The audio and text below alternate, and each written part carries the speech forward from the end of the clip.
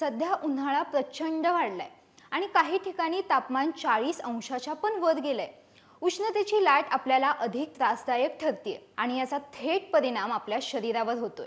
कसा तर या प्रचंड उन्हामुळे उन्हाळी लागणं म्हणजेच लघवीला जळजळ होणं, थकवा जाणवणं, वारंवार तहान लागणं, क्वचित प्रसंगी नाकातून रक्त येणं, अधिक घाम येणं, तसंच घामास दुर्गंधी येणं या समस्या आपल्याला भेडसावतायत। म्हणूनच उष्णतेमुळे शरीराला अपाय होऊ नये यासाठी एक उपाय मी तुम्हाला सांगणार आहे। त्यासाठी हा व्हिडिओ शेवटपर्यंत बघा। सर्वात आधी आपण जाणून घेऊयात की उष्णतेचा परिणाम आपल्या शरीरावर नेमका कसा होतो। तर उष्माघात। अति प्रमाणात वाढलेल्या उष्णतेचा आपल्या शरीरावर होणारा थेट परिणाम म्हणजे उष्माघात। वातावरणातील उष्णतेमुळे आपल्या शरीराचं तापमान नेहमीपेक्षा जेव्हा जास्त वाढतं तेव्हा उष्माघाताचा त्रास होऊ शकतो। उष्माघातामध्ये शरीराचं तापमान असामान्यपणे वाढतं, परिणामी अनेक शारीरिक समस्या आपल्याला उद्भवताना दिसतात। जसं की खूप थकवा येणं, वारंवार चक्कर येणं, त्वचा कोरडी पडणं किंवा गरम होणं, नाडी गती जलद होणं, मांसपेशींमध्ये पिळवटल्यासारखं वेदना होणं, बेशुद्ध पडणं अशी अनेक लक्षणं दिसतात आणि त्यावर तातडीने उपचार घेणं गरजेचं आहे। म्हणूनच उन्हाळ्यामध्ये अशी परिस्थिती उद्भवू नये यासाठी पहिल्यापासून काळजी घेणं सुद्धा महत्त्वाचं आहे। आता ही काळजी तुम्ही कशी घ्यायची? तर भर उन्हात बाहेर जाऊ नका, पाणी योग्य मात्रेत घ्या, हे उपाय तर आपण करतोच, पण या व्यतिरिक्त एक असा उपाय जो शरीरात थंडावा राहण्यासाठी मदत करतो। तो कोणता? तर शीतसुधा सरबत। हो, उन्हाळ्यात होणाऱ्या सर्व समस्यांवर एक उत्तम उपाय म्हणजे शीतसुधा सरबत। मी असं का म्हणते?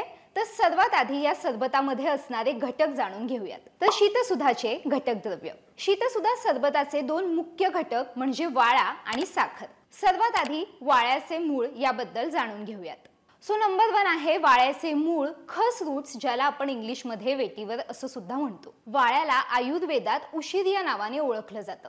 वाळा या वनस्पतीची मुळं काय करतात तर शरीरातील वाढलेली उष्णता कमी करण्यासाठी मदत करतात, तहान आणि जळजळ कमी करतात, पचन सुधारण्यासाठी सुद्धा मदत करतात, त्वचेवर उष्णतेमुळे दिसून येणाऱ्या घामोळ्यांसारख्या लक्षणांना दूर ठेवायला सुद्धा मदत करतात, लघवी करताना जळजळ होणं यासारखे त्रास दूर करण्यासाठी सुद्धा मदत करतात।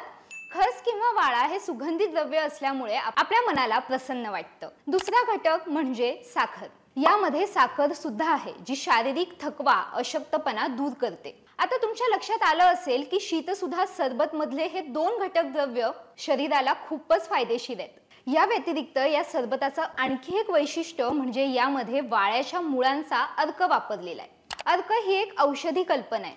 ही औषधी कल्पना खास करून सुगंधी द्रव्यांच्या औषधी उपयोगाकरिता प्रचलित आहे, ज्यामध्ये सुगंधी वनस्पती द्रव्य या पाण्यात उकळवून त्यातील प्रमुख जे घटक आहेत ना ते वाफेच्या रूपात बाहेर पडतात। त्या वाफेला थंड करून द्रव स्वरूपात पुन्हा प्राप्त केलं जातं, त्यालाच अर्क असं म्हणतात। म्हणूनच मी तुम्हाला शीतसुधा हे अप्रतिम सरबत सुचवते।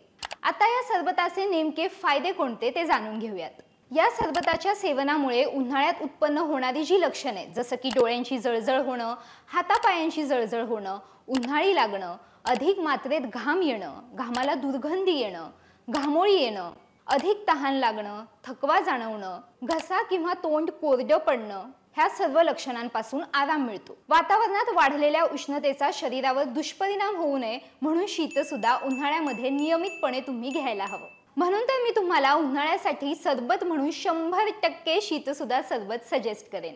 आता महत्त्वाचा प्रश्न म्हणजे शीतसुधा सरबत कशा पद्धतीने घ्यायचं। तर तुम्ही 2 मोठे चमचे शीतसुधा सरबत 1 ग्लास पाण्यामध्ये किंवा दुधामध्ये व्यवस्थित मिसळून गरजेनुसार किंवा वैद्यांच्या सल्ल्यानुसार घेऊ शकता। या उन्हाळ्यात स्वतःला योग्य मात्रेत हायड्रेटेड ठेवण्यासाठी आणि शरीरात थंडावा राहण्यासाठी शीतसुधा सरबत घ्या। मी स्वतः या सरबताचं नियमित सेवन करते आणि मला फरक जाणवतोय।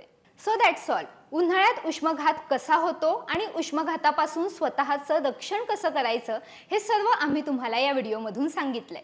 तुम्हाला हा व्हिडिओ हेल्पफुल वाटला असेल तर आम्हाला कमेंट्समध्ये नक्की कळवा।